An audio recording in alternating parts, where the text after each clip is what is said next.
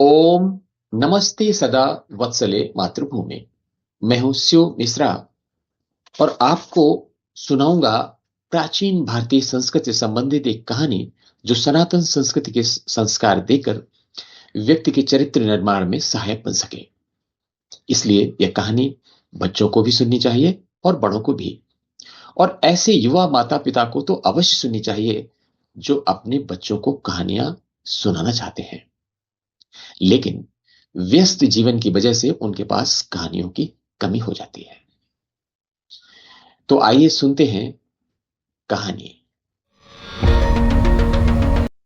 एक बार मल्हार राव होलकर, जो मराठा पेशवा बाजीराव के सेनापति थे, पुणे जाते समय छोड़ी नामक गांव में रुके। वहां उन्होंने एक बालिका को मंदिर में काम करते हुए देखा, जिसकी उम्र केवल 7-8 वर्ष की थी। उस बालिका की श्रद्धा, भक्ति और सरलता से मल्हार राव होलकर बहुत प्रभावित हुए। उन्हें वह बालिका इतनी अच्छी लगी कि उनके मन में आया कि क्यों ना इस बालिका को अपने बेटे राजकुमार खांडे राव से विवाह कर अपने महल में लाए, ताकि उसकी सादगी, सरलता और धार्मिकता से न केवल राज परिवार का अपितु पूरे राज्य का कल्याण हो सके। यह सोचकर वह उस बालिका के पिता के पास पहुंचे और अपने राजकुमार के विवाह का प्रस्ताव उनके समक्ष रखा। तो वह भी खुशी खुशी तैयार हो गए। इस तरह वह बालिका 10 वर्ष की अल्पायु में ही परिणय सूत्र में बंध गई और दुल्हन बनकर मराठा समुदाय के होलकर राजघराने में आ गई। साधारण शिक्षित इस बालिका ने अपनी कर्तव्य निष्ठा, सेवा, गृह प्रबंधन से नैतिकता के उच्च मापदंड स्थापित कर अपने सास ससुर, पति तथा अन्य सगे संबंधियों का दिल जीत लिया। वह बालिका समूचे राज परिवार के दिलों पर राज करने लगी। जानते हैं इस बालिका का नाम क्या था? इसका नाम था अहिल्याबाई, जो कालांतर में महारानी अहिल्याबाई होलकर के नाम से विख्यात हुई। वह मराठा साम्राज्य की प्रसिद्ध महारानी थी, जिन्होंने मध्य प्रदेश में इंदौर के पास माहेश्वर को राजधानी बनाकर शासन किया और भारतीय इतिहास की वह ऐसी वीरांगना है जो अपने अप्रतिम साहस, कार्यकुशलता, महिला सशक्तिकरण और समाज सुधार के अनेक क्रांतिकारी कार्यों के लिए जानी जाती है। अहिल्याबाई का जन्म वर्ष 1725 में महाराष्ट्र के अहमदनगर के छौड़ी गांव में हुआ था। इनके पिता का नाम मानकोजी राव शिंदे था, जो अपने गांव के पाटिल थे। माता का नाम सुशीलाबाई था, जो बहुत ही धार्मिक प्रवृत्ति की महिला थी। सादगी और सामाजिक घनिष्ठता के साथ जीवन व्यतीत करने वाली अहिल्याबाई अपने माता पिता की इकलौती संतान थी। वह शिक्षा के लिए कभी स्कूल तो नहीं गई, लेकिन उनके पिता ने उन्हें घर पर ही शिक्षा देकर इतना योग्य और संस्कार बना दिया था कि उनकी विद्वता अद्वितीय थी। वह बचपन से ही सीधी सादी और सरल व्यक्तित्व वाले थे। ईश्वर में अटूट विश्वास रखने वाली अहिल्या प्रतिदिन शिव जी के मंदिर में पूजन अर्चन आदि करने के लिए जाती थी। और आपको जैसा बताया कि मंदिर में पूजा अर्चना के समय ही मल्हार राव होलकर की दृष्टि उन पर पड़ी थी और इसी तरह वह उनकी बहू बनकर राजमहल पहुंच गई थी। उनकी धार्मिकता का अंदाजा इसी से लगाया जा सकता है कि वह जब महारानी बनी तो वह अपने हस्ताक्षर की जगह श्री शंकर लिखती थी और यही राजाज्ञा मानी जाती थी। वर्ष 1745 में अहिल्याबाई को पुत्र रत्न और उसके 3 वर्ष बाद एक कन्या की प्राप्ति हुई। अपने पुत्र का नाम उन्होंने मालेराव और कन्या का नाम मुक्ताबाई रखा।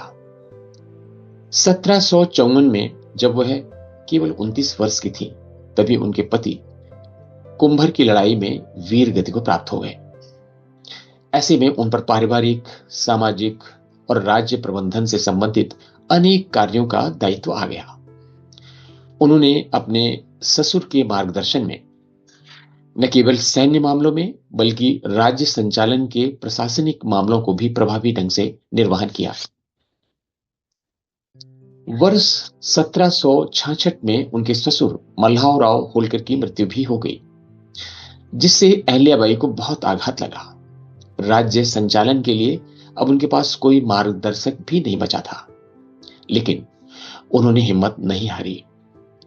उनके राज्य मालवा प्रांत की बागडोर उनके कुशल नेतृत्व में उनके पुत्र मालेराव होलकर ने संभाली। लेकिन कुछ समय बाद ही वर्ष 1767 में मालेराव की भी मृत्यु हो गई। समझा जा सकता है कि पति, युवा पुत्र और पिता समान ससुर को खोने के बाद भी उनको कितना दुखी होना चाहिए था, लेकिन उन्होंने जनता के प्रति अपने कर्तव्यों का निर्वहन जिस साहस, तन्मयता और कुशलता से किया, उसकी जितनी प्रशंसा की जाए कम है। उन्होंने सदैव अपने राज्य के लोगों के हित में कार्य किया तथा अपनी सुगम और सरल कार्यप्रणाली से जनता के साथ बहुत ही आत्मीय संबंध स्थापित किए। उन्होंने कई युद्धों में अपनी सेना का नेतृत्व भी किया। वह हाथी पर सवार होकर रणभूमि में जाती थी और बहुत बहादुरी के साथ युद्ध करती थी। युवावस्था में अपने पति, पुत्र और ससुर की आकस्मिक मृत्यु के दुख से वह उबर भी नहीं पाई थी कि उनकी पुत्री और दामाद की भी मृत्यु हो गई। इतने बड़े आघातों से कोई सामान्य मनुष्य तो अपने जीवन से भी निराश हो सकता था, लेकिन अहल्याबाई ने प्रजा को संतान मानते हुए उसके हित में स्वयं को संभाला और सफलतापूर्वक राज्य के चुनौतीपूर्ण दायित्व का संचालन भी किया। मालवा प्रांत की महारानी के रूप में अहल्याबाई होलकर ने समाज सेवा और कल्याणकारी सनातन लोकतंत्र की स्थापना के लिए अपना सर्वस्व समर्पित कर दिया और शुचिता, कार्यकुशलता और नैतिकता के उच्चतम मापदंड स्थापित किए। उनके शासनकाल में साम्राज्य ने साहित्य, मूर्तिकला, संगीत और कला के क्षेत्र में नए नए कीर्तिमान स्थापित किए। उनका शासन प्रशासन इतना अच्छा था कि प्रजा उन्हें देवी स्वरूपा मानती थी। 13 अगस्त 1795 को नर्मदा के किनारे स्थित महेश्वर के किले में उनका देहावसान हो गया और उसके बाद तो सचमुच उनकी प्रजा उन्हें देवी के रूप में पूजने लगी। अहल्याबाई होलकर ने देश में अनेक स्थानों पर धार्मिक एवं सामाजिक कार्य करने के अद्वितीय उदाहरण प्रस्तुत किए। उन्होंने कश्मीर से कन्याकुमारी तक और हिमालय से सोमनाथ तक अनेक मंदिर, घाट, तालाब, दान संस्थाएं, भोजनालय, धर्मशालाएं, कुओं और सड़कों आदि का निर्माण करवाया। कई पौराणिक महत्व के मंदिरों का जीर्णोद्धार भी उनके द्वारा कराया गया, जिन्हें मुस्लिम आक्रांताओं द्वारा नष्ट कर दिया गया था या क्षतिग्रस्त कर दिया गया था। जिन मंदिरों का पुनर्निर्माण और जीर्णोद्धार महारानी अहल्याबाई द्वारा करवाया गया था, उनमें से अनेक ख्याति प्राप्त मंदिर हैं। उनके नाम हैं महाकालेश्वर ज्योतिर्लिंग उज्जैन, काशी विश्वनाथ मंदिर वाराणसी, रामेश्वरम मंदिर तमिलनाडु, गोदावरी के किनारे स्थित शिव मंदिर नासिक, श्री कपिलेश्वर मंदिर पेंच मध्य प्रदेश, विंध्याचल मंदिर मिर्जापुर उत्तर प्रदेश, भैरव मंदिर उज्जैन मध्य प्रदेश, सिद्धनाथ मंदिर नासिक महाराष्ट्र, श्री महाकाली मंदिर आष्टा मध्य प्रदेश, सोमनाथ मंदिर गुजरात। आप समझ सकते हैं कि ऐसे स्थानों पर भी उन्होंने धार्मिक महत्व के स्थानों का निर्माण कराया, मंदिरों का जीर्णोद्धार कराया जो उनके राज्य की सीमा के बाहर थे। महारानी अहल्याबाई को अत्यधिक बुद्धिमान, तीक्ष्ण सोच और स्वतः स्फूर्ति का शासक माना जाता है। हर दिन वह अपनी प्रजा से बात करती थी और उनकी समस्याएं सुनती थी। उनके कालखंड में रानी अहल्याबाई ने ऐसे अनेक काम किए कि लोग आज भी उनका नाम बहुत ही सम्मानपूर्वक लेते हैं। उन्होंने अपने साम्राज्य को समृद्ध बनाने के साथ ही सरकारी धनराशि का बहुत ही बुद्धिमानी पूर्वक सदुपयोग किया। कई किले, विश्राम गृह, सड़कें, कुएं बनवाने जैसे जनहितकारी कार्य उनके द्वारा कराए गए। विधवा महिलाओं को उनके पति की संपत्ति में कानूनी अधिकार उन्होंने दिलवाया और इसके लिए कानून बनाया। निसंतान दंपतियों को गोद लेने का कानूनी अधिकार भी उन्होंने महिला सशक्तिकरण की दिशा में दिया।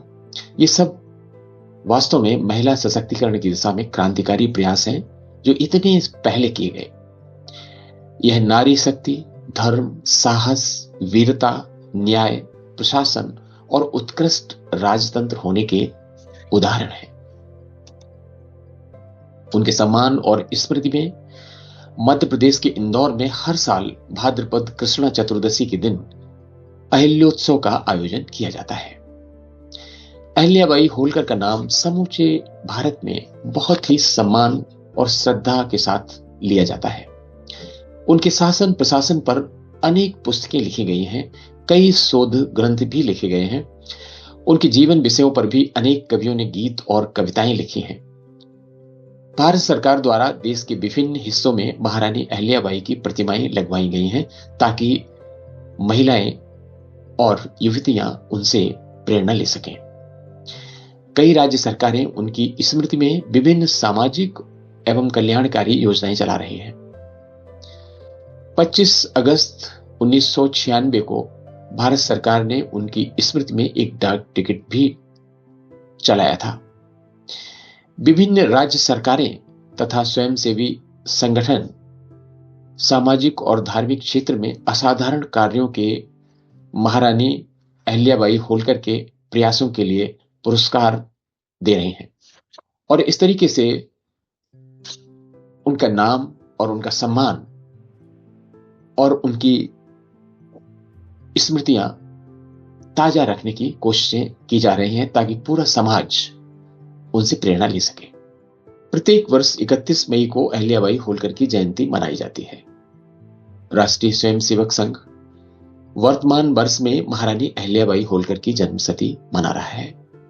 हम सभी को पूरे उत्साह के साथ महारानी अहिल्याबाई के जन्मशती समारोह में शामिल होना चाहिए और उनकी प्रेरणा लोगों तक पहुंचानी चाहिए। उनके किए गए उत्कृष्ट कार्यों का मनन करना चाहिए और समाज में बताना चाहिए। राजमाता अहिल्याबाई होलकर का त्याग इतना अनुपम, उनका साहस इतना असीम, उनकी प्रतिभा इतनी उत्कट, उनका संयम इतना कठिन और उनकी उदारता इतनी विशाल थी कि उनका नाम इतिहास में स्वर्ण अक्षरों में लिखा गया है। उनके पवित्र चरित्र और विराट प्रेम उन्हें लोक जीवन में लोक माता का वह उच्चासन देता है जो संसार में बड़े बड़े सम्राटों, राजाओं, महाराजाओं को भी सुलभ नहीं हो सका। अहिल्याबाई भारतीय संस्कृति की मूर्तिमान प्रतीक थी। कितनी ही विपत्तियों तथा कसौटियों के प्रसंग उस तेजस्विनी पर आए, लेकिन उन सब का बड़े धैर्य से मुकाबला कर धर्म संभालते हुए उन्होंने राज्य का संसार सुरक्षित रखा। यह उनकी अद्भुत विशेषता थी। उन्होंने भारतीय संस्कृति की पौराणिक परंपरा को लोकप्रिय बनाने का कार्य किया। भारतीय संस्कृति जब तक जागृत है तब तक अहिल्याबाई के जीवन से हमें प्रेरणा मिलती रहेगी। ओम नमो स्तुते। फिर आपके सामने प्रस्तुत होंगे एक नई कहानी के साथ। तब तक के लिए हमें आज्ञा दीजिए। अगर आपने इस चैनल को सब्सक्राइब नहीं किया है तो कृपया सब्सक्राइब करें, इस पॉडकास्ट को लाइक करें और अपने इष्ट मित्रों को फॉरवर्ड करें। धन्यवाद।